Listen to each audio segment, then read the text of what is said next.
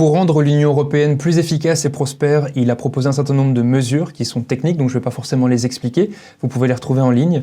Mais il a aussi évoqué le fait que l'Union européenne ne peut pas laisser la Russie gagner en Ukraine, parce que ça renverrait un message au monde qui est que ce mode opératoire est tolérable sur notre sol, et qu'il peut être reproduit à l'avenir. Tout en reconnaissant que la sortie du conflit ukrainien ne sera pas facile ni rapide.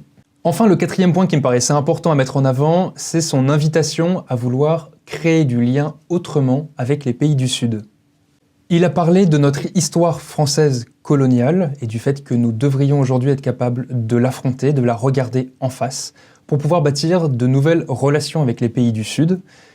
Il a parlé, je cite, d'avoir de nouvelles jumelles quand on regarde les pays du Sud global, une nouvelle optique sur ces pays-là, avec des partenariats beaucoup plus équilibrés et justes. Pour ça, il a cité plusieurs choses, le départ des militaires français d'Afrique, mis à part Djibouti.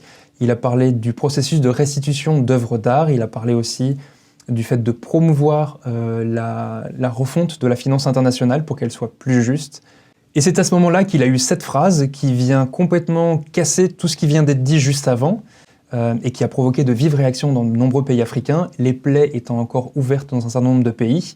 On lui a reproché un ton paternaliste, des relents de France-Afrique, et certains lui ont rappelé que la France a bénéficié de plein de choses sur le continent africain sans que la France ait à dire publiquement merci.